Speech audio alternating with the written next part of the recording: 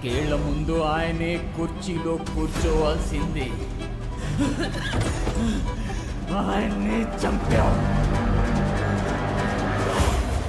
అయితే తన కొడుకు బ్రతికే ఉన్నాడు.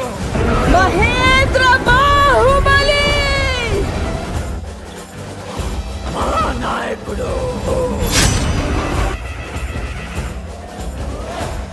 సంవత్సరాలుగా అతని కోసం వెతుకుతూనే ఉన్నాం.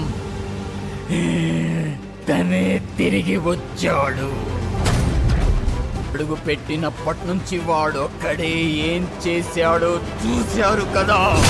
బాహుబలి 2 తర్వాత ప్రభాస్ నుంచి వచ్చిన ప్రతి సినిమా డే 100 కోట్లకు పైగా ఓపెనింగ్స్ రాబట్టి సెన్సేషన్ క్రియేట్ చేస్తుంది. పాన్ ఇండియా బాక్స్ ఆఫీస్ దగ్గర 700 కోట్లకు పైగా వసూలను అదరగొట్టింది. బాక్స్ ఆఫీస్ దగ్గర వసూళ్ల జాతర మొదలైంది. కూడా బ్రేక్ అయ్యాయి. సాహో ఆయన సినిమాలకు మినిమం 100 కోట్ల ఓపెనింగ్స్ ఉంటుంది. అదే హీరో అప్పుడు ఒక ఫ్యాన్ ఉంటే చాలు అని స్టార్ట్ అయింది.